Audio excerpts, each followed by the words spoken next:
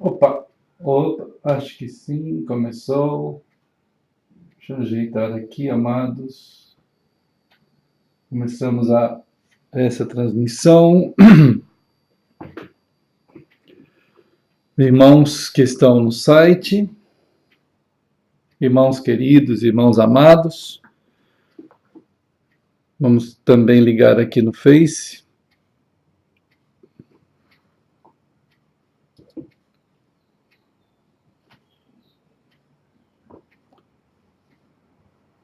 Estamos ao vivo aqui de Florianópolis, dando graças ao Senhor por estarmos mais uma vez juntos por um pouco de tempo, transmitindo, né, como a gente tem compartilhado. Temos podido estar juntos nessas transmissões e nessas cartas, né, irmãos? Nessas cartas tecnológicas. Saudamos todos os amados que estão em todos os lugares. Nós estamos, vamos assim, sagradamente, né? Estamos de uma forma preciosa e bendita. Olá, amados irmãos de todos os lugares. Né? Estamos de uma forma preciosa, de uma forma bendita, formados em Cristo e seguindo nesse último dia conforme a vontade soberana, a vontade amorosa, a vontade sublime, sagrada, suprema, todos esses adjetivos assim que a gente possa encontrar para tentar definir um pouquinho aquilo tudo que o Senhor tem nos revelado dele mesmo, né? Então nós seguimos. E todo o corpo do Senhor que está em todo o ambiente que ele mesmo, pela sua graça, pelo seu Espírito Santo, nos espalha, nos faz estar, né? O corpo do Senhor, ele é uma expressão viva, mística, sagrada, maravilhosamente exposta no mundo, expostos de uma forma preciosíssima, né, sendo a expressão da onipresença do Senhor, né, amados irmãos, irmã Lúcia, irmã Damara, irmã Nancy, vários irmãos que têm aparecido aqui. Deixa eu ver aqui, né? Então, os irmãos também do site que acessam pelo live stream. Nós marcamos esse encontro nessa carta tecnológica, né, sendo agradecidos ao Senhor por nos permitir, né, continuar, estarmos juntos, né, que essa preciosa paz, né, essa paz em Cristo, que tem nos guardado, que tem nos formado, que tem nos conduzido naquela dimensão que o Senhor Jesus chamou de reino de Deus, né, que é essa ação de Cristo sobre tudo, quer dizer, o reino de Deus é a ação de Cristo sobre tudo. Não é um algo à parte de Cristo, irmãos. O reino de Deus não é um algo à parte de Deus. É o Deus que é soberano sobre todas as coisas. É o Senhor Jesus Cristo que é soberano sobre todas as coisas, que a si mesmo se revela como Rei do universo, Rei da eternidade, Pai da eternidade, né? Príncipe da paz. Ele deve ser visto, contemplado na sua glória, adorado pelos santos do Senhor, que é o seu corpo, né? Vivido expressivamente como um povo fé, o povo que é a própria manifestação da verdade. Então, a expressão de Cristo, no corpo ressurreto de Cristo, né? Então, essas coisas que a palavra de Deus utiliza, ouça ali, Deus abençoe a gente nessa caminhada, para que possamos de fato ser envolvidos com as grandezas do significado da verdadeira vida, né? que decorre do autor, que decorre daquele que nos revela a si mesmo, e numa revelação cheia de conteúdos, né, de conteúdos presenciais, né, e como um pai e um filho. O filho contempla sua mãe quando nasce, contempla seu pai, e tem toda aquela percepção de que tudo aquilo está envolvido em grandes conteúdos, mesmo que ele não possa expressar aquilo de uma forma, vamos dizer, colocando em definições, né? Definições psicológicas, espirituais, ou materiais, ou físicas. Ele vai vivendo aquilo, ele sabe que aquilo tudo é uma vida de grande significado. Então, a experiência relacional com o Criador do Universo, né, que se mostra na criação, se mostra na sua palavra, e que encontra rivais na rivalidade da próprio egoísmo humano, né, na vontade que o ser humano tem de ser maior que o autor, maior que o outro, né, maior. Então, o ser humano se perde nessa mesquinhez e não vê mais nada, né? Esse ego elevadíssimo mata todas as coisas. Quanto maior o ego, menor o mundo, né? Então, o mundo todo se perde, se ausenta no ego ultradimensionado. Então, o egoísmo é um dos maiores genocídios que tem, que é a matança de todo mundo, né? Para que aquela pessoa possa ser ele o único. Então, essa é uma anomalia bizarra que não cabe no ser humano, né? É uma ultra doença.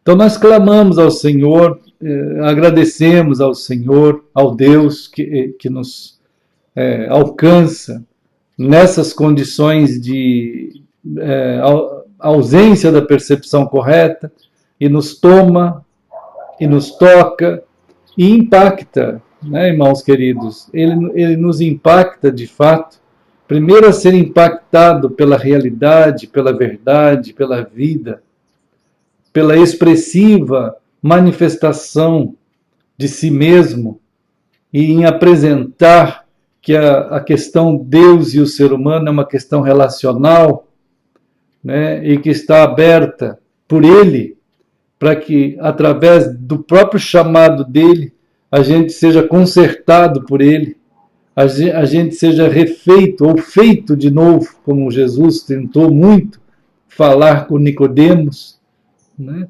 Fazer de novo, queridos irmãos. Bom dia, irmãos amados, Cirema também, né? Então a gente fica assim impactado, né? A gente é impactado mesmo. E ao mesmo tempo que somos impactados, nós nessa condição a gente começa a viver, porque esse ato do Criador e do Autor do Universo a mostrar a si mesmo e expressar que a questão com ele é relacional, ela só cabe dentro de uma relação movida por ele mesmo. É como um nascer, um filho que queremos, de fato só se torna filho quando nasce. Não tem jeito de ser filho platonicamente. O filho é filho quando existe. Então o casal, por mais que ele queira um filho, e se ele não tiver um filho, ele não terá um filho. Poxa, parece óbvio demais, né? Parece óbvio demais. Mas por incrível que pareça, a questão ela se torna, vamos dizer assim, psicopática, ou esquizofrênica até, quando há pessoas que se contentam com o imaginário de um suposto filho, né? Então, imaginário. Isso é algo irreal, algo até psicopata, quando se alguém passasse pela rua fazendo assim e dizendo assim, esse aqui é meu filho, aí você olha assim, não tem nada, né? Então é evidente que isso é uma psicopatia, algo já com uma patologia crônica, né? E a pessoa mantém aquilo ali. Então a questão com Deus é a mesma coisa, só é possível ser de Deus quando nascidos de Deus, nascidos em realidade, nascidos realmente, né? Deus quer ter filhos, Ele quer ter filhos. Por isso em João, capítulo 1, no versículo 12, diz que Deus provê tudo, toda a condição de fecundidade está em Deus para que aconteça a geração de filhos a partir de nós mesmos, que não fomos abortados. A humanidade não foi abortada, mas ela é alvo do amor de Deus. Ele vai buscar, ele vai alcançar e ele vai falar, gerando uma condição de fecundidade. Aquela quantidade de alcance, aquela densidade do alcance que chega até o coração humano é capaz e tem condições absolutamente perfeitas de gerar um filho de Deus a partir daquela pessoa que foi alcançada pelo modo de Deus de fazer gerar filhos. Quem gera filho é o pai e a mãe aqui na Terra. O filho em si, ele não tem papel algum na geração dele mesmo. O filho em si, ele é absolutamente gerado pelo seu pai e pela sua mãe. Então, esses dois é que geram filho. Com relação a Deus, é a mesma coisa, irmãos queridos, né? Então, essas explicações que a própria palavra de Deus dá é para que o ser humano não fique entrando em noias, em convencimentos, em equívocos, né, que a sua mente pode gerar, realmente pode gerar. Muita gente calcula essa questão com Deus dizendo todos são filhos de Deus. É uma frase romântica, é uma frase bonita de falar, é uma frase assim que causa emoções, mas é mentira, né? É mentira. Então todos somos feitos por Deus, fomos criaturas de Deus. Ele nos fez, foi Ele que nos fez. Ele nos fez. Agora, para ser filhos de Deus, no sentido exato, como diz a própria palavra de Deus, é também algo que, da mesma forma como a criação tem um autor, Deus. Então, esse é um ponto fundamental. A criação tem um autor, Deus. Ser filho de Deus também tem um autor, Deus. Né? Então, Deus criou tudo e Deus gera filhos. Está muito explicado em toda a Escritura, né, que esse ato de criação é de Deus, ato de geração de filhos também é de Deus. A palavra de Deus é o esperma de Deus. Esperma é uma palavra grega, né? É uma palavra grega que significa semente. Semente. Jesus falou isso lá na parábola da semente, a parábola do esperma, né? Então o grego é esperma, esperma no sentido de semente mesmo, aquele que fecunda, né? A palavra de Deus é que vai fecundar e fazer gerar aquilo tudo que significa ser filho de Deus, né? O filho de Deus não pode ser gerado por um pai e uma mãe. Jesus tentou, João explica isso lá no capítulo 1, né? Ele fala sobre isso aqui em João 1. Então vamos ver É bem cuidadoso Deus em não deixar haver engano no coração humano, a não ser que o ser humano não queira ouvir o que Deus tem a dizer, né? Pode acontecer também, pode acontecer, né? A maioria do povo, talvez por ignorância, talvez por tradição, talvez por, não sei, talvez por talvezes, né? As pessoas não saibam e nem queiram saber. Mas isso não isenta a pessoa daquele erro. O erro é erro, não importa se sabe ou se não sabe.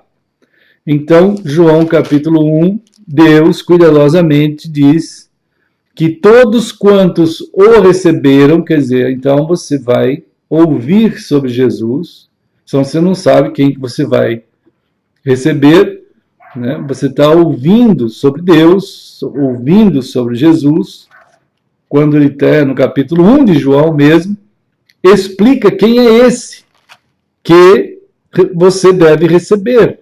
João 1, 12. João 1, 12 diz assim: a todos quantos o receberam. Estão vendo?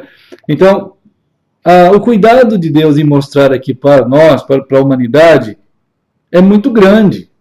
Ele diz assim, todos, qualquer pessoa, não tem, de fato, Deus não discrimina nada. Quem discrimina é o ser humano, né? O ser humano que discrimina, ele faz religiões, ele faz ideologias, enfim, tudo isso. Caminhos alternativos, né? Egos e egos e egos aparecendo, surgindo e tal. Egolatrias, né? Então diz aqui, ó, todos quantos o receberam. Quem é esse o? O é Jesus. Esse o é de quem está sendo falado até o versículo 11. João 1, de 1 a 11, explica quem é esse o. Né? É um impacto maravilhoso, né? Uma revelação. Quer dizer, esse o é explicado lá no versículo 1 como aquele que é o autor, a razão de todas as coisas. Por isso ele usa a palavra logos, né? Logos, e traduzido em português por verbo. Algumas Bíblias usam a palavra, né? E algumas Bíblias ainda dizem que quem sabia bem quem era esse logos eram os gregos, porque eles eram os filósofos que alcançaram a explanação do logos mais do que qualquer pessoa no mundo, né? Então isso também é uma aberração, né? É uma aberração. É evidente que os gregos jamais alcançaram essa definição de logos. Jamais os gregos imaginaram o logos como uma pessoa, e muito menos como a pessoa de Jesus Cristo, o eterno Criador. Jamais os gregos tiveram essa informação. Ninguém consegue alcançar isso a não ser pela própria pessoa de Deus que revela amorosamente essa coisa toda que a gente está falando aqui, né? E aí ele vai formar o seu corpo de nascidos dele. A geração de Cristo, ela ao mesmo tempo é uma geração de filhos e ao mesmo tempo é a formação de um corpo, que é o corpo de Cristo. O corpo de Cristo é todo aquele que é formado por Cristo, que é nascido de Cristo. De Cristo, irmãos amados. Por isso que não tem igreja, por isso que não tem denominação, por isso que não tem porque não tem. Em todo o período chamado da patrologia, vamos chamar assim tecnicamente, ou do período do cristianismo primitivo, ninguém jamais imaginou algo como denominação, igreja, essas coisas, essas aberrações que foram surgindo após a escola de hermenêutica de Alexandria, antes um pouquinho ainda, né? Porque para surgir a escola de hermenêutica de Alexandria, teve que surgir o que a gente chama no estudo da história de helenização do cristianismo. Então, qualquer pessoa que faça um estudo razoável acadêmico daquele período vai encontrar matéria. Eu fiz essa ementa, eu dei as aulas disso daí, né, irmãos? Em faculdade, a gente tinha esse momento de estudar a helenização do cristianismo, né? Vamos dizer, o cabalismo do cristianismo, o cabalismo do judaísmo, o messianismo dentro do cristianismo primitivo. Essas coisas que mostram os movimentos humanos gerando ideias bizarras, a parte, vamos dizer, da revelação de Deus. Toda aquela agonia humana tentando satisfazer vamos dizer, os anseios mais profundos do seu coração, e assim, a gula para satisfazer o ego é tamanha, a gula para satisfazer o ego é tão grande, que as pessoas não ouvem Deus. Continua assim até hoje, irmãos, até hoje.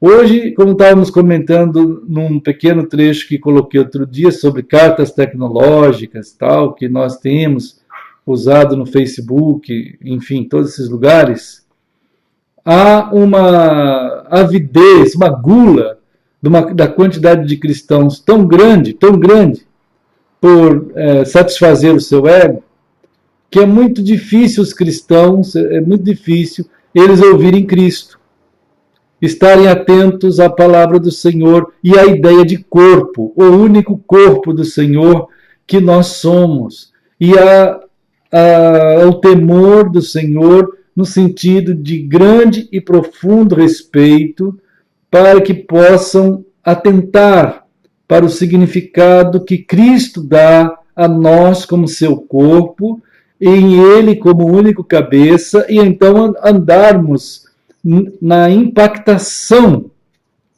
dessa ministração nesse último dia do que significa este corpo. Então, o que acontece em geral é que a maioria dos cristãos estão tomados, sequestrados pelos elementos tanto cabalísticos, quanto helenísticos, quanto constantinianos, né? Quanto da escola de hermenêutica de Alexandria, também tomados por todo o academicismo que surgiu como consequência disso tudo, né? Dentro do que se chama de patrística, quer dizer, os doutores da igreja surgiram nessa fase. Então você tem uma distinção de pessoas que vão formadores das opiniões, que nem tinham opiniões, nem opiniões tinham, né? Formadores das mentalidades da plebe, né? Formadores das mentalidades dos leigos. Então, a quantidade, o que se chamou depois de igreja, ela se tinha a si mesma, como os grandes doutores, os grandes sabedores da verdade, e que era composta desde o Papa até o padre, vamos dizer assim, né? Desde o imperador até a sua escola dentro do ambiente do império. Fora, o povo todo, o povão, vamos chamar assim, eram chamados de leigos. Até hoje isso no meio evangélico existe, né? No meio protestante. É comum você ter teólogos, doutores da teologia, em livros de teologia protestantes, evangélicos, católicos, isso é assim o tempo inteiro, né? Eles usam a expressão no catolicismo, os leigos na igreja. Tem livros sobre isso, é só ir nas livrarias, aí na Paulinas, na Vozes e outras, aí você vai encontrar os leigos na igreja. O que significa isso? Quer dizer, o bando de gente toda que é leigo laico, né, no latim, quer dizer, aquele que não sabe nada, que vai seguir as diretrizes e orientações dos acadêmicos, dos autorizados, dos doutorados, né, dos mestres, dos padres, dos pastores, das cúpulas denominacionais. E o meio evangélico protestante pegou isso aí e gosta dessas expressões. Gosta, ama as expressões católicas, porque ele é filho do catolicismo, né? O movimento evangélico, o movimento protestante, ele é católico, ele não mudou nada, ele mudou alguma coisa, mas as expressões são iguais, quer dizer, o mesmo imperialismo, o mesmo domínio de massas, né? É um tipo de marxismo cultural com uma conotação espiritual. Então você tem os dominadores das massas, esses senhores, esses doutores, eles também utilizam a expressão os leigos na igreja. Quer dizer, os leigos são todo povão que não sabe nada, povão que não tem opinião, não tem nada. Né? Então, essa massa ignata, essa massa que não tem conhecimento de nada, e essa massa é alimentada por essa avidez egolátrica do ego, adorado por eles mesmos, que é a única coisa que vão sobrar para adorar, né? É eles mesmos, de essa avidez por ficar conhecendo a última novidade, como está escrito em Atos 17.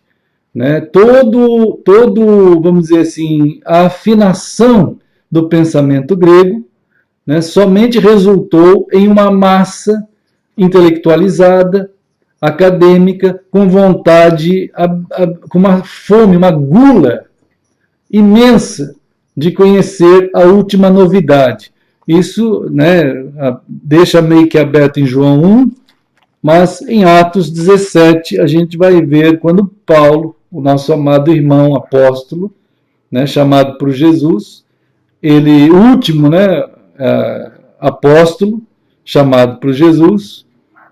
Então isso aí anula qualquer tipo de, vamos dizer assim, entidades apostólicas no século 20, 21 e qualquer século, né?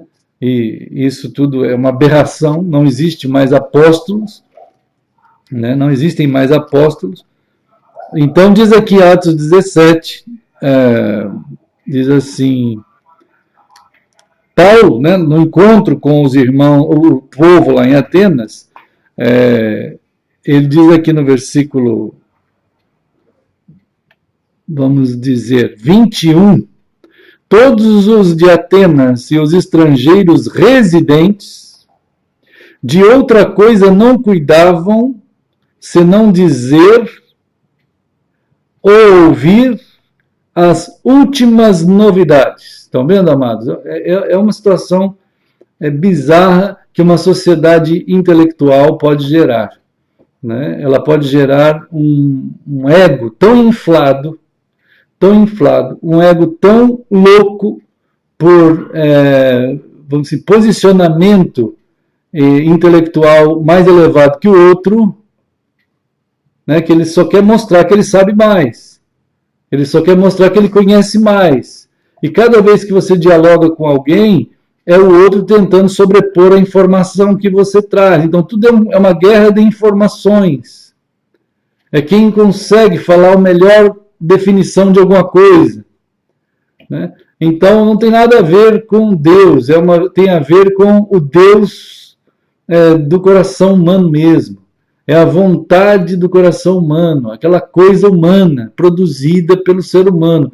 Então, esse tipo de situação aqui é o núcleo da helenização, que depois entrou para dentro do cristianismo, já entrando aqui mesmo, nos primórdios, né, no início do movimento de Cristo, no início do movimento aí de Paulo e todos os outros apóstolos do Senhor, e depois começa a escola de hermenêutica de Alexandria, que, vamos dizer assim, ela já está com elementos suficientes para formar uma escola, para formar uma academia de pensadores com essa base, que não há outra intenção.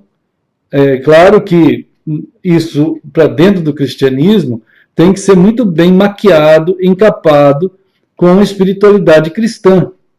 Então você tem uma anomalia nova surgindo, igual aconteceu nos hebreus. Os hebreus tiveram uma doutrina satânica, encapada com coisas hebraicas, e é o Cabala, né? Toda aquela doutrina cabalística. No meio cristão, tem, no início, a helenização cristã, né?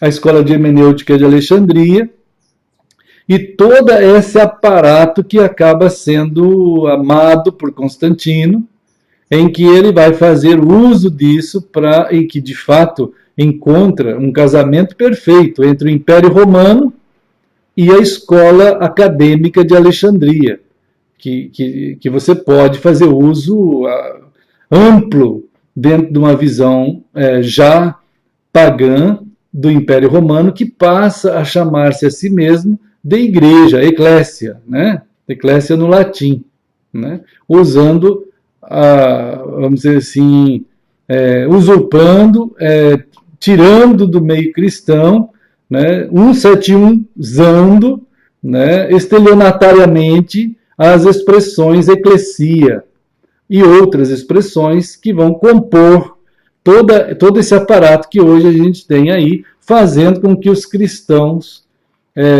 não tenham sequer qualquer noção mais daquilo que está na fonte primária, que é a própria palavra de Deus. Isso é irônico, né? É irônico. A maioria dos cristãos tem uma Bíblia em casa. E a Bíblia, vamos dizer, até hoje é o livro mais vendido no mundo. É o livro mais vendido do mundo e é o mais desconhecido do mundo, no sentido da profundidade real do significado conforme fonte primária da própria Escritura, né? Não no sentido de ler. Ler a Bíblia todo mundo lê, até o diabo lê, né? Isso é muito simples. Por isso que essa coisa toda aí de ler a Bíblia em um ano, ler a Bíblia em 6 meses, ler a Bíblia em um dia, isso não adianta nada. Isso é totalmente insano. É mais uma intelectualização sendo mais um degrau de intelectualização para satisfazer a ávida gula dos cristãos por ter algum tipo de pontinho lá no seu quarto de medalhas do que ele conseguiu naquele ano. Quer dizer, consegui ler a Bíblia em 2018, consegui ler a Bíblia inteira 10 vezes, 20, 50 vezes em 2017. E, então, tudo isso é simplesmente uma helenização levada ao extremo, né? A palavra de Deus, então, voltando para João, né? Voltando para João capítulo 1, amados irmãos, é Deus. A palavra de Deus é uma pessoa, né? Essa grandeza jamais foi pensada por qualquer um grego, né? Qualquer um grego, qualquer um... nada. Os próprios cristãos, por irônico que pareça isso, eles têm na teologia cristã a percepção de que Logos é Cristo. Evidente, está escrito em João 1,14, né? Diz aqui que o Logos se fez carne e habitou entre nós, cheio de graça, de verdade. Então, academicamente, teoricamente, em um estudo da teologia sistemática sobre o Logos, sobre Cristo, as pessoas vão saber. Mas na prática, na realidade existencial, como corpo de Cristo, os cristãos não vivem isso, né? Esse versículo 12 que estávamos falando, queridos irmãos, é extremamente importante, porque o Senhor o Deus Criador, está revelando a nós que Ele, de fato, gera filhos. Filhos. Então, diz aqui, a todos quantos o receberam. Então, nós estamos conversando juntos sobre quem é esse o, né? Quem é esse o que está revelado aqui? Falamos, então, sobre o Logos. Esse o é Cristo. E que a palavra Logos, ela precisa ser percebida por nós como uma palavra que recebeu o quociente de revelação. Isso, sou professor, agora já não dou mais essas aulas, a não ser nossas conversas aqui que a gente fala sobre isso, mas não há interesse em que hajam essas aulas a partir da minha pessoa como professor, né? Porque eu tenho que dizer aos irmãos que as aulas de hermenêutica e exegese não trabalham dentro dessa linha, de afirmar quociente de revelação sobre as palavras. Não trabalham assim. As aulas de hermenêutica e exegese atuais na academia cristã, elas estão dentro da escola de hermenêutica de Alexandria, quer dizer, onde essa grandeza de revelação não pode fazer parte. Não pode fazer parte. Então, isso tem minado a mentalidade dos que estão, vamos dizer assim, até muitos chamados por Deus, como obreiros, como ministros, como pastores, né, pessoas que querem se preparar. Então eles vão entrar numa academia cristã, seja ela qual for, exatamente por isso que também já é uma evidência, né, de helenização cristã.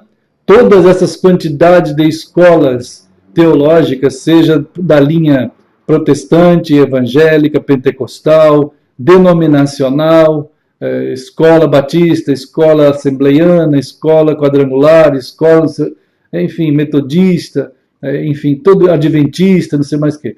Então, toda essa gama toda de teologias é uma das evidências mais, vamos assim, que aflora no terreno da investigação sobre o campo que foi totalmente, absolutamente minado daquilo que se chama cristianismo, né?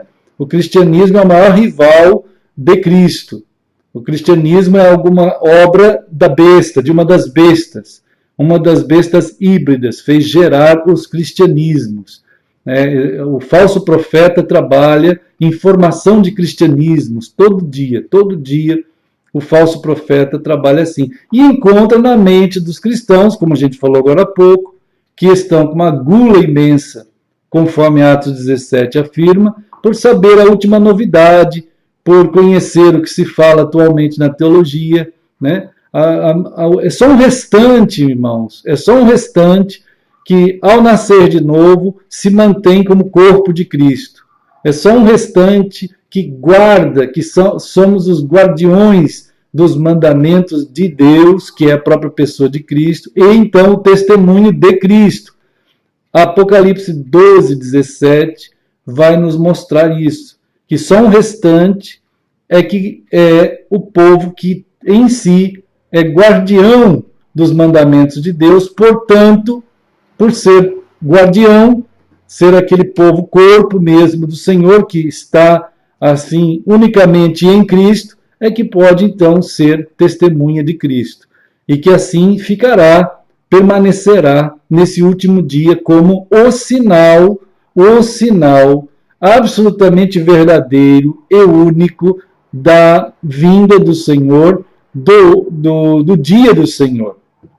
Né? Porque somos a marca de Cristo, mostrando que o dia do Senhor é evidenciado por nós mesmos, pela presença das testemunhas disso. Né? As testemunhas disso, como diz Mateus 24, 14. Né? A maior evidência do dia do Senhor, do fim, a maior evidência do fim, né? Mateus 24, 14, a maior evidência do fim é a presença dos guardiões, do restante, né? Daqueles que dão o testemunho da palavra do Senhor, que são o próprio testemunho. Essa é a maior evidência do fim. Quer dizer, não tem outra evidência. Não tem outra. É maior e única. A maior e única evidência escatológica do fim é a presença desses restantes, sal da terra, luz do mundo, que mantém o testemunho de Jesus, que testificamos, então, do fim. Fim é outra palavra que recebe o quociente de revelação, irmãos. Fim, princípio e fim. Princípio e fim, de acordo com a palavra de Deus, como revelação, é uma pessoa. O princípio é uma pessoa, Cristo. O fim é uma pessoa, Cristo. Então, onde está isso? Apocalipse 22, né? Jesus mesmo afirma para nós, né? Apocalipse 22, 13, Jesus está dizendo: eu sou o alfa e o ômega, o primeiro e o último, o princípio e o fim. Isto é, eu sou. Irmãos, onde que resta dúvida aqui que Jesus afirmando que ser ele o princípio e o fim? Bom dia, irmã Sheila. Bom dia, amada irmã Sheila. Todos os amados, né? Bom dia, queridos. A ausência dessa percepção que não realmente tem que ser pelo Espírito essa revelação. Mas também, se a pessoa olhar diretamente na afirmação que está aqui, eu não sei onde que resta dúvida em Apocalipse 22, 13. Eu já ouvi pessoas dizendo para mim que essa é a minha opinião. Né? Essa é a minha opinião. Onde que é a minha opinião? Onde que está aqui a minha opinião, lendo Apocalipse 22, 13, quando Jesus diz, eu sou, Jesus está dizendo, eu sou o alfa e o ômega, o princípio, o primeiro e o último, o princípio e o fim. Onde aqui é minha opinião? Não dá para ser minha opinião, e nem quero ter minha opinião nisso. Isso é uma revelação. E essa revelação expõe para os cristãos, não é para todo mundo vidente, porque a maioria do pessoal não está nem aí para isso. E a maioria do pessoal vai, de fato, olhar os acontecimentos mundiais e vão afirmar, de acordo com os acontecimentos mundiais, eles vão localizar tanto o princípio, como se fosse, por exemplo, uma ameba, um macaco, um pó de estrelas, uma explosão, um nada. Eles vão afirmar isso. Você pode entrar nas escolas hoje dos seus filhos e eles vão chegar em casa também e dizer, olha, pai, nas aulas de ciências nós aprendemos que o começo de tudo é por causa de um nada, por causa de uma explosão. Nós éramos ameba, nós éramos macacos. Os canais Discovery que tem por aí tudo, todos eles são pregadores, profetas da iniquidade, quando apontam para elementos como UFO, OVNIs, inícios de bilhões de anos atrás, coisas assim, o tempo inteiro. Né? Então, o princípio, de acordo com as pessoas, é absolutamente outro. O fim, né? O fim também é absolutamente outro. Então, é comum as pessoas olharem alguma catástrofe mundial e dizerem, isso é o fim do mundo. Aí eles estão vendo essa bagunça sobre as famílias e gay para todo lado. Aí estão dizendo assim, isso é o fim do mundo. Homens e mulheres se casando com árvores, os ecossexuais. E vamos dizer, isso é o fim do mundo. Não tem nada de fim. As guerras, isso é o fim do mundo. Outros vendo os crimes hediondos, as malignidades craçando por toda a terra, e vão dizer assim, isso é o fim do mundo. Não, não é o fim. Jesus deixou claro em Mateus 24 que nada disso é o fim. O fim é Ele. O fim é uma pessoa. O princípio é uma pessoa, o fim é uma pessoa. Né? Isso a gente tem revelado pela própria palavra. E que aqui, então, a gente chama isso de quociente de revelação. Na exegese bíblica, você tem que contar com o quociente de revelação. Você não vai conseguir entender na profundidade que está sendo revelada a palavra se você não deixar que a própria palavra explique o que ela é. Então você não vai entender. Mesmo um cristão, mesmo um acadêmico cristão, se ele não considerar o quociente de revelação, em que a palavra dá o peso à própria palavra e explica a própria palavra, e diante de nós que estamos recebendo uma revelação, o impacto se dá a ponto de você clamar, ó Deus, desvenda os meus olhos, para que eu veja as maravilhas da tua lei. Quer dizer, aí outro dia pessoas perguntaram assim, mas então você está voltando para a lei. Então, a lei é Cristo, a palavra é Cristo. Senhor, para que eu veja as maravilhas de Cristo, que eu possa perceber a realidade de Cristo, né? Então, é evidente que quem não conhece Cristo, a ausência da profundidade da revelação sobre Cristo, vai gerar aquilo que brota, que está em profusão no coração das pessoas, que de fato é o judaísmo, ou o legalismo, ou qualquer coisa de ismo que possa estar no coração. Ele vai julgar a gente e julgar a própria palavra, né? Então, amados, lá em João 1, esse o que fala João 1:12, o, né? E a todos quantos o receberam, esse o é Cristo, né? E Cristo mesmo diz ser o Logos. Então, o Logos é uma pessoa, né? Uma pessoa. O grego jamais viu isso, e a religião cristã jamais viu isso também, a não ser academicamente, né? Na prática, ela abomina Cristo ser o Logos, a razão de tudo, né? Ela prefere gerar as religiões cristãs, porque aí a razão do cristianismo é aquilo que está montado pelo cristianismo. Então, o cristianismo montou, como o catolicismo, o Império Romano fez, montou o seu império. Né? Isso é previsto por Jesus, profetizado por Jesus, né, em Apocalipse, falando de todos os impérios que surgiriam e envolveriam, inclusive, os cristãos, gerando uma massa cristã alheia a Cristo. Alheia a Cristo. E quando então Jesus, profetizando aos cristãos, chama os cristãos ao arrependimento, eles não querem se arrepender. Né? As 7 cartas, as 7 comunidades de Cristo espalhadas por aqueles ambientes do mundo que ele coloca ali, é uma carta só a uma comunidade só. E um chamado só, a que todo o corpo de Cristo ouça e ame o seu primeiro amor, Cristo. Mas se tem gente que não quer se arrepender e deixar aquilo que não é, a gente fala às vezes que os não cristãos são duros de coração. Os não cristãos não são duros de coração, eles estão mortos de coração. Mortos de coração. Quem é duro de coração é o cristão. Né? O cristão é duro de coração. O coração dele está tão duro que Jesus está batendo a porta e ele não abre. Ele não abre. Né? O cristão é duro de coração. Ele não quer se arrepender, ele não quer se converter, ele não quer sair da sua Babilônia, da sua construção babilônica, da sua construção imperial. O amor dele foi tomado por aquilo que não é Cristo. E ele vive aquilo ali, claro, maioria ignorante, é uma massa que não consegue pensar mais biblicamente, né? Então ele se mantém como amante daquele sistema todo, né?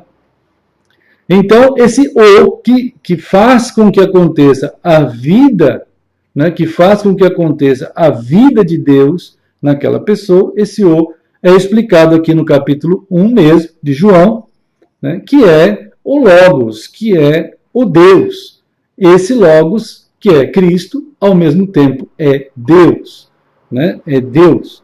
Então, esse Deus que estava no princípio com Deus. Então, nós temos uma pessoa e uma outra pessoa. Né? Então, você tem uma revelação.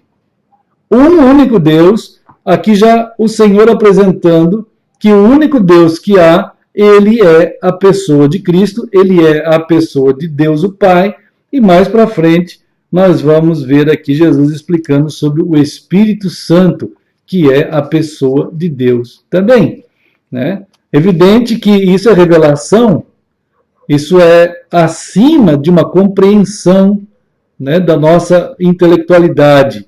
Isso é uma revelação. E é claro que quando tem pessoas que preservam a sua capacidade intelectual acima da revelação, então ele vai rejeitar essa revelação. Em detrimento da revelação, ele favorece o seu coração.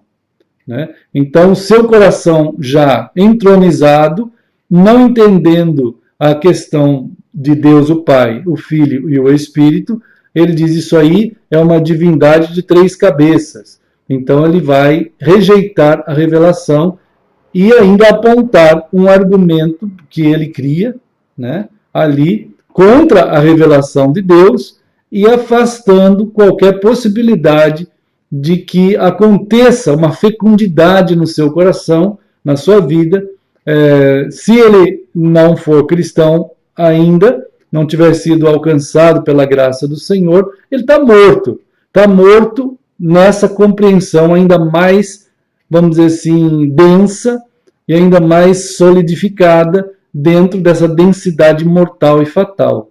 quantos cristãos também, tendo sido alcançados pela graça do Senhor, ele continua com elementos de conflitos e confusões teológicas, porque de fato todos esses 18 séculos, a partir principalmente, né, da helenização cristã, escola de hermenêutica de Alexandria, dos doutores da chamada igreja, né, do mundo da formação desses cristianismos, ele está debaixo de todos esses escombros, acreditando ser isso algo de Deus e até defendendo todos esses postulados teológicos.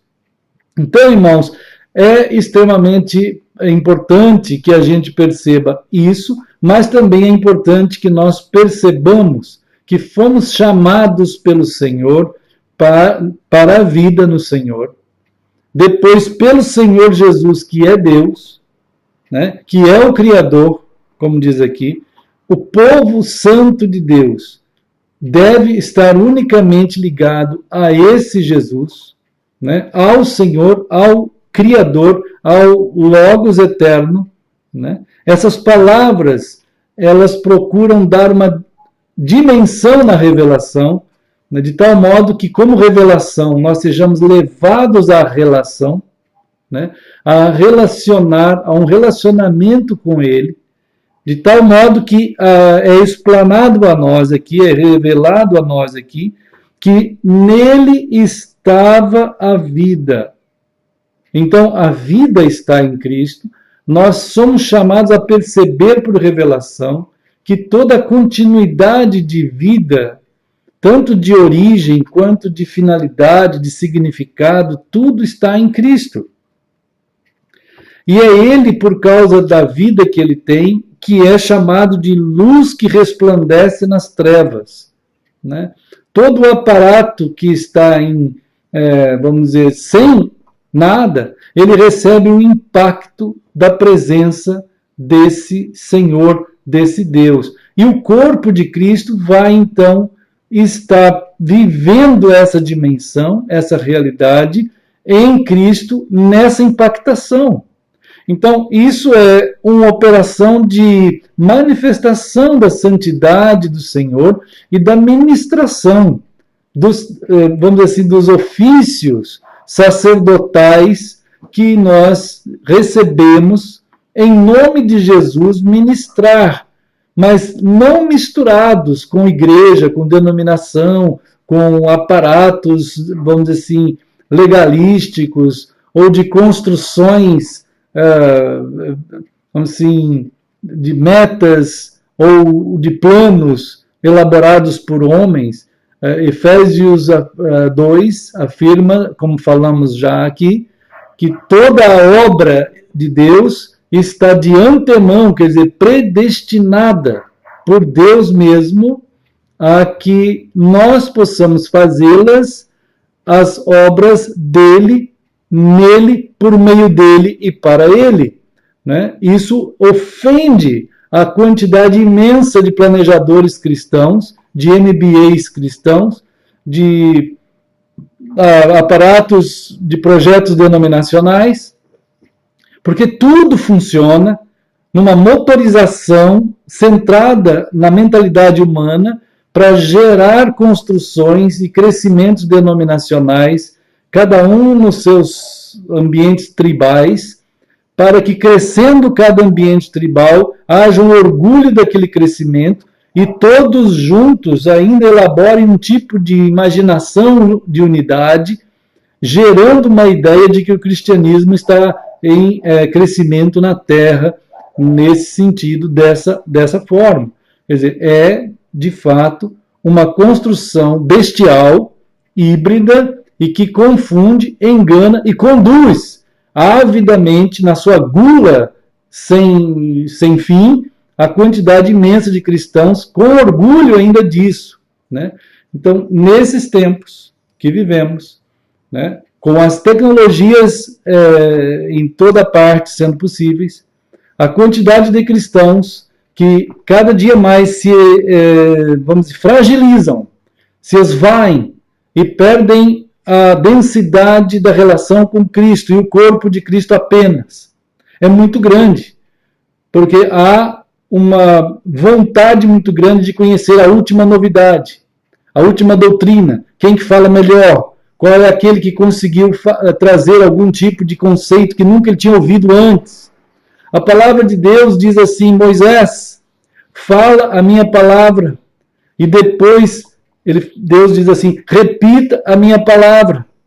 Fale de novo a minha palavra. Aí vem tudo aquilo que Moisés acabou de falar para o povo. Aí depois tem Deuteronômio e Josué a mesma coisa. Josué, fala a minha palavra. Os profetas, fale a minha palavra. E assim é sempre, porque a palavra é Cristo, não pode ser mudada, não tem novidade. Né? Se você falar isso na teologia, que não tem novidade, já vai haver um tipo de desânimo dentro do espírito desses cristianismos, dessa besta híbrida, que é ávida, é sedenta, tem uma fome de novidade, como lá em Atos 17. Nós vimos agora há pouco.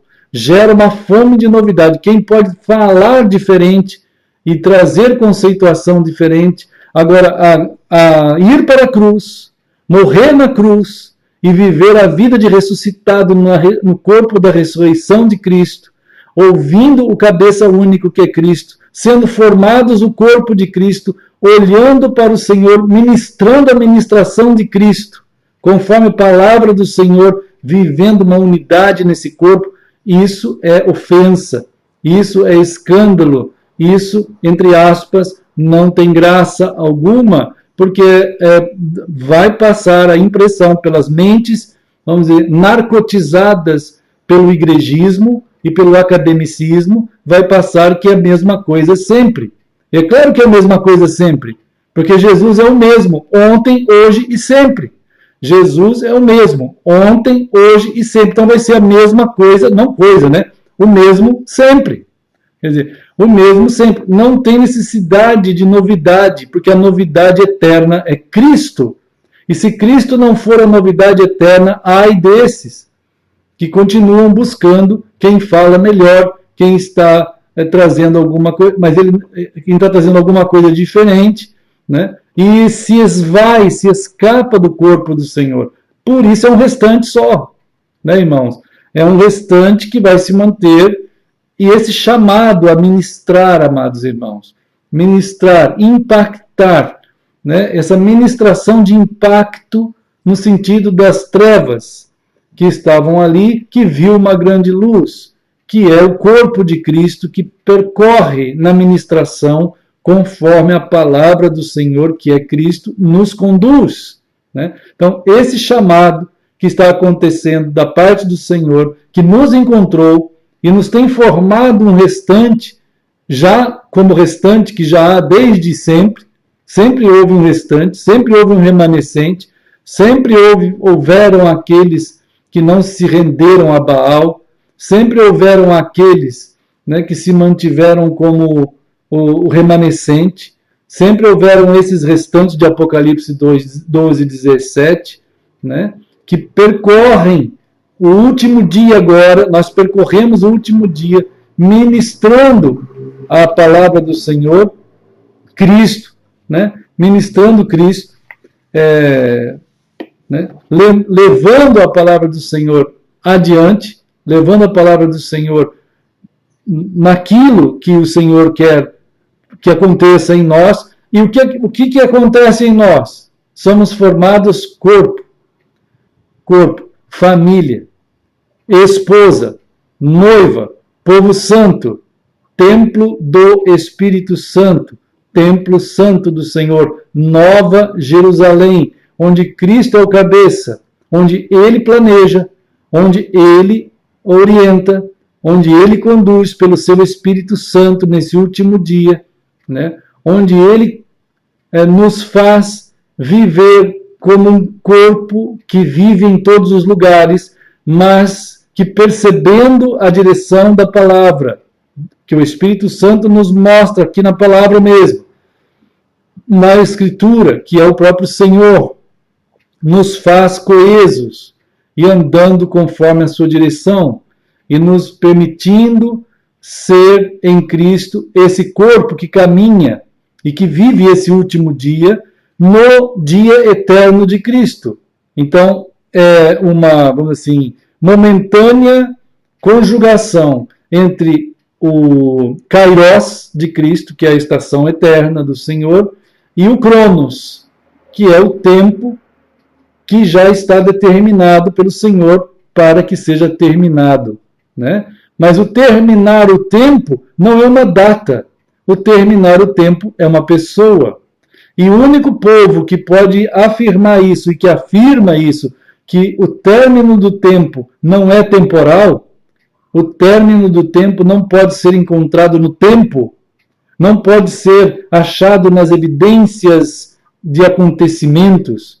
O término do tempo é uma pessoa, e as evidências são o povo santo de Deus, que é o corpo de Cristo que percorre esse Cronos. Mas até mesmo cristãos, a maioria de teólogos cristãos, eles são, vamos dizer assim, helenizados, e eles continuam imaginando que vão encontrar nos profetas, impressionante isso, amados irmãos, os profetas de Deus que falaram de Cristo, como Jesus mesmo disse isso em Lucas. Jesus disse que todos os profetas falavam dele, né? Mas os escatológicos, os escatólogos, né? As pessoas que lidam com a escatologia, eles tentam buscar nos profetas evidências de que não é em Cristo. O fim não é Cristo. O fim são as coisas que acontecem. Então, as pessoas não percebem, até mesmo os cristãos, não conseguem perceber mais Cristo na palavra. Mas ele tenta achar Jerusalém na palavra, Israel na palavra, tenta achar igreja na palavra, acontecimentos mundiais, governos. Tudo isso é acontecimentos cronológicos, não tem nada a ver com o fim. Nada a ver com o fim. Tem a ver com os acontecimentos mundiais. Simples assim. Mas não tem graça. As pessoas são idólatras de Cronos, do Deus Cronos. Eles têm que encontrar, de alguma forma, alterar a mensagem profética que apontava para Cristo e aponta para Cristo, para ver algo mundial, algo temporal, algo cronológico. E então ele vai afirmar em livros, em programas, que vai afirmar, não sei que tal governo. Evidente que todos esses governos, biblicamente falando, eles seguem aquilo que Jesus profetizou. Estão sob um imenso ataque satânico das bestas híbridas, mas ao mesmo tempo em concordância. E amando isso, e nem sabendo que estão sob tais ataques e sob tais direções, porque de fato amam isso, porque recebem dividendos desses atos malignos. Mas a escatologia não está em nada disso. Isso é apenas o acontecimento histórico do último dia. Mas a escatologia, o Apocalipse, é Cristo. E bendito aquele que mantém o seu olhar em Jesus Cristo, porque Cristo é aquele que dá a nós a bênção da primeira ressurreição. Sobre esses, a segunda morte não tem autoridade alguma. É esses que percorrem todo o Cronos, que também pertence ao Senhor, mas que está determinado a ter o seu termo, e o seu termo é Cristo. Se você quer saber quando é que é o fim de todas as coisas, não é quando é quem é. O fim de todas as coisas é Cristo. O princípio de todas as coisas é Cristo. E o meio de todas as coisas, que mantém todas as coisas, conforme Hebreus 1, de 1 a 3, é Cristo também. Então, só um restante que vai ter essa convicção no coração e, portanto, vai viver tão somente em Cristo, que é a grande expressão de Efésios o tempo inteiro. Em Cristo, aquele que nos fez esposa, noiva, Nova Jerusalém, povo santo, né? Povo de Deus, enfim, corpo de Cristo. Há um só corpo, há um só Senhor, uma só fé, uma só imersão em Cristo, né? Irmãos amados, então, assim, quis compartilhar mais um pouco dessas palavras, para que nosso coração vá sendo composto, vá se tornando, vamos assim, com conteúdos, para a gente poder pensar os pensamentos do Senhor. Pensai as coisas que são de cima, Colossenses 3, né? E não nas que são da terra, já ressuscitados. Vocês já foram vivos em Cristo. Então, descolem da terra. Se descolem, porque agora o corpo que temos é o corpo da ressurreição, no corpo da ressurreição de Cristo. Né? Para, então, pensar. Quanto mais pensamos as coisas do Senhor, é nesses ambientes que o Espírito Santo faz acontecer as convocações, os entrelaços, as afeições, os entranháveis afetos e ligações, onde todas as conexões com o Senhor acontecem, e nós então somos orientados a seguir na impactação que só o Senhor sabe como fazer isso, e nós então andamos assim em amor dentro da nossa casa, em relacionamento de respeito, em dignidade com a esposa, com o filho, né, com o pai, com o colega, com os trabalhos onde somos colocados pelo Senhor, e vamos percebendo cada vez mais as percepções que a palavra gera em nós, para que, pensando os pensamentos do Senhor, sejamos o corpo de Cristo na impactação das trevas que estão aí e anunciando o fim, que é Cristo. O fim é anunciado cada momento, onde cada um que é verdadeiramente de Cristo está. E estamos em todos os lugares, como diz a palavra do Senhor. Ele nos colocou em todos os lugares. E não ligados a nada a não ser vinculados pelo Espírito Santo no amor de Cristo. Né? Então, por isso, não somos vinculados a nenhuma entidade humana.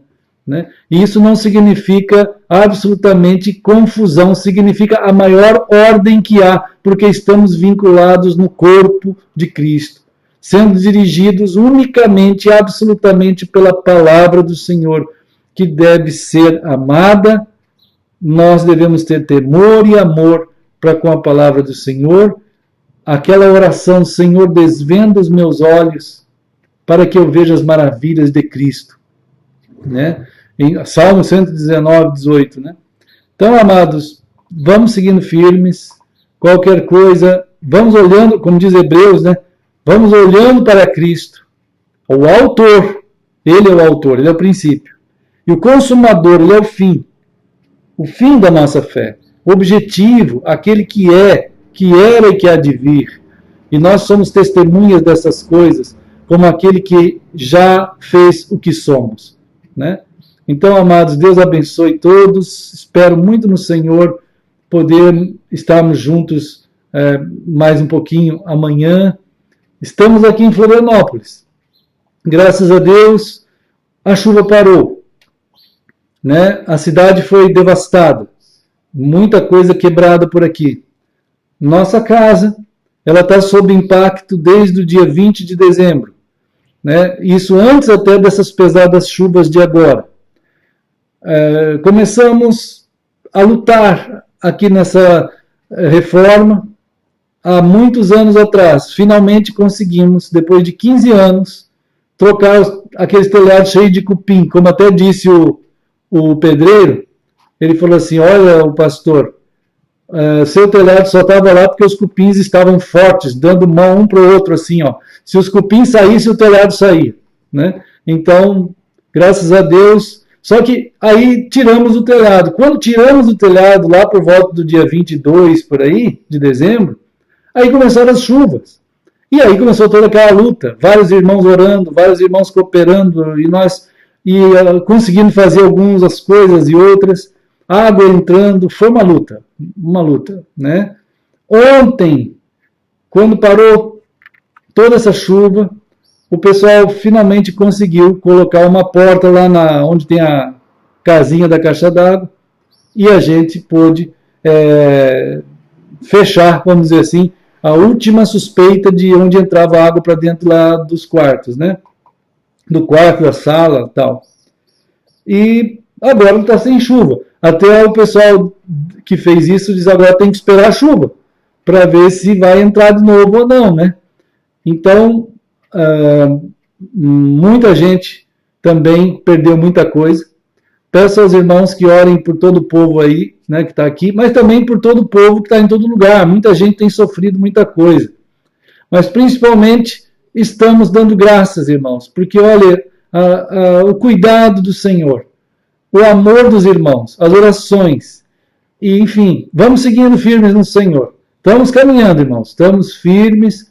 Agradeço muito ao Senhor por vocês, por tudo que tem acontecido a partir daquilo que o Espírito Santo tem dado ao coração de todos nós seguirmos.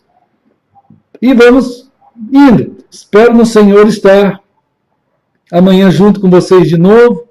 E Deus proteja os amados, Deus guarde os irmãos. E vamos firmes na graça do Senhor. Amo vocês, amados irmãos, em nome de Jesus. Que o Senhor nos permita sempre ficar firmes e olhando para o Senhor. Deus abençoe, queridos. Vou desligar com saudade, viu, irmãos? Desligar é meio estranho desligar, mas estamos ligados no terno amor do Senhor. Queridos, onde vocês estiverem, Israel, lá em Luxemburgo, irmãos de outros países, cidades, irmãos queridos, em nome de Jesus, Deus guarde vocês, todos nós, todos nós.